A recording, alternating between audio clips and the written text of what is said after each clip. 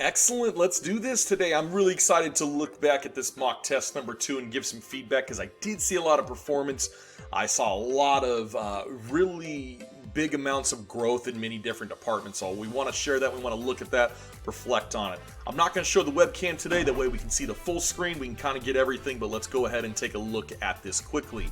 So first thing what I do want to show you here though is I created this chart for us for how to best write your argumentative essay. What I found is that a lot of people are doing different things, and I'm getting a lot of questions in, like, Don McLeod, what length should I get? Reality is, especially for the first one, I only got 20 minutes to write, and then I got 5 minutes to upload. So what should I be at in terms of like my word length, things like that? So what we're going to do in the next video, I just wanted to show this first, is I'm going to show you this algorithm in terms of what is the ideal one and why is it and so forth. But I did put all the data together. I made this.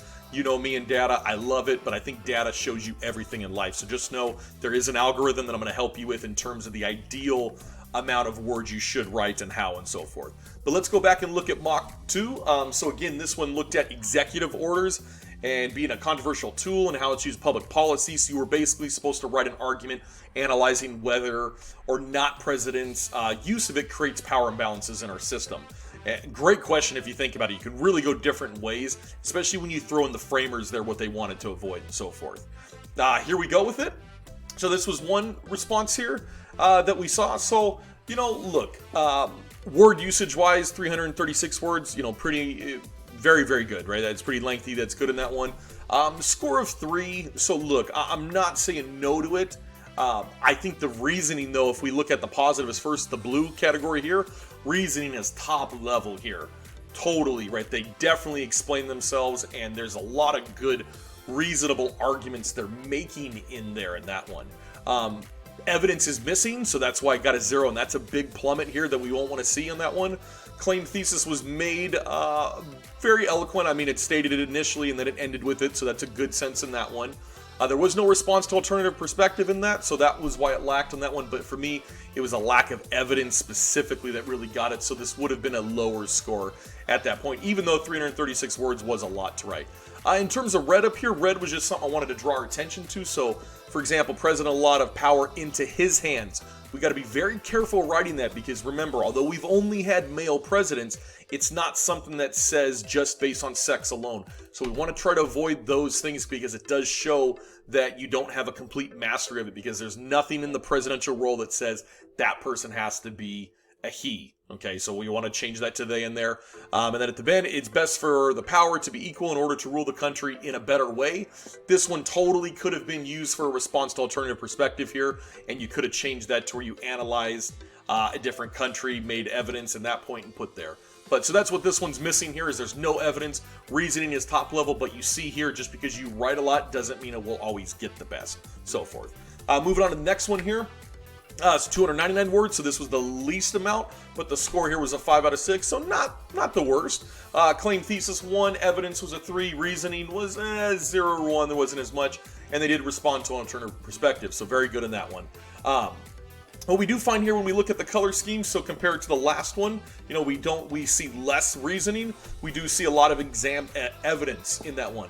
The reason evidence got a 3 out of 4 in this one is because this particular evidence here, it mentioned evidence, but it didn't actually cite a specific piece of evidence. So that's the point. Like up here, if, for example, you might have stated, as stated in Federalist Papers, but this one's stated as stated in Federalist number 70. So that's being specific with the evidence. That was a very, very good job with that. The Emancipation Proclamation was a wonderful example to throw in on that one. It definitely showed that you have a mastery of history. That's a really good piece on that one. Reasoning, though, was a bit low on it. So we could have used another sentence on top of each reasoning thing after the evidence you could have went with. Claim is good. Claim starts out immediately and it ends it. You don't always have to put in conclusion because we do know at this level what the difference is. However, that was a great way to finish it on that one. Respond to alternative perspective was a very good job up here. The framers have the right to be worried, but in this case, worries are minimal. This just is a cause for concern if you're reading your essay.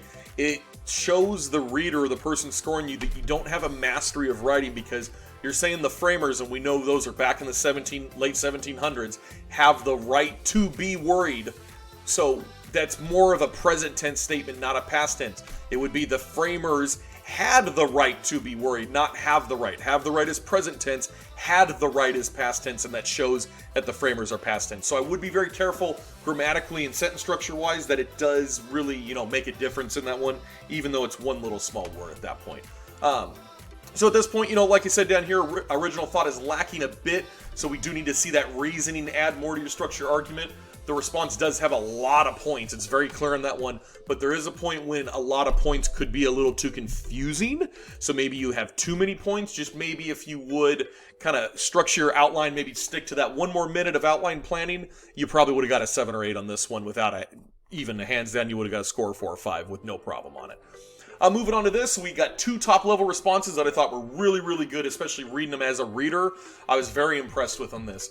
The only difference here on this one is, the claim thesis is not as known in terms of an argument. It's more of a claim, so we really want to make that claim switch over to a thesis and an argument where you're saying something and it's your thought into it at that point. However, it still was stated we are missing it at the end coming back, so we do want to do that. We do see evidence is fantastic. The evidence is used. We see one in the past used, number 51 Federalist, and very good explanation. We also see a COVID-19 pandemic on this one. So that really, that's a great way to show the past and the present. That's a wonderful juxtaposing stance that you took there at that point. Alternative to perspective, very good.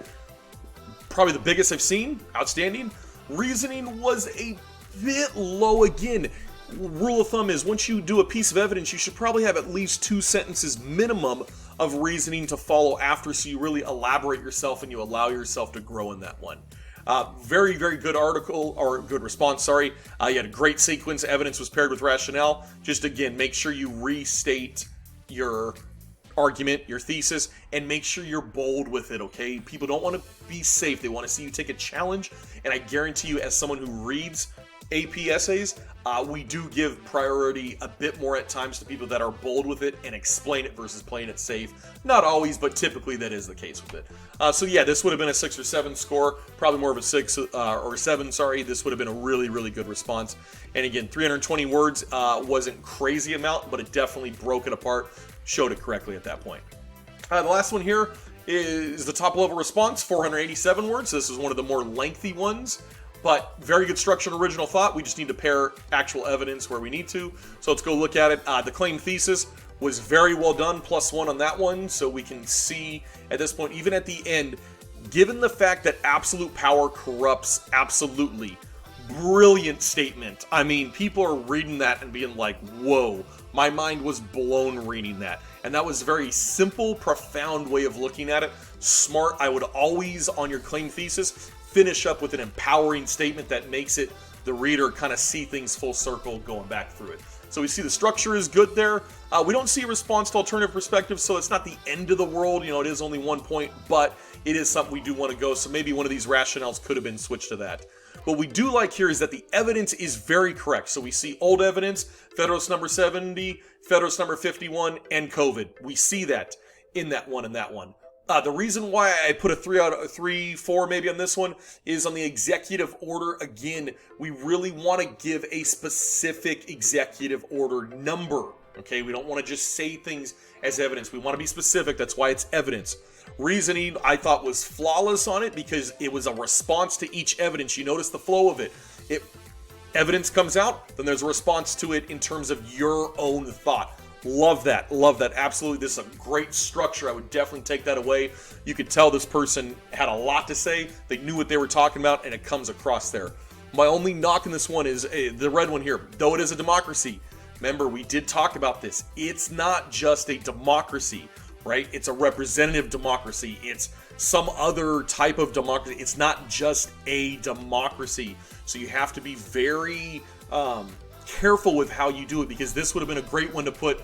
Maybe you say, though it is an elite democracy, right? Pluralistic, whatever you want to call it. That would show the reader that you have concept mastery and understanding just by putting one other word in that one. So be very careful if you are going to use a concept. Don't keep it so low. Keep it, let's get it a little bigger. Let's get it really kind of full circle in that one. But this was a wonderful article to look at and see at this point in terms of where things were at. Very good job at this point. So if we were to look at this, take that 487 one to show where we were at, that particular response, 54% was reasoning. The claim was 14%, evidence was 27%, miscellaneous was about 3%.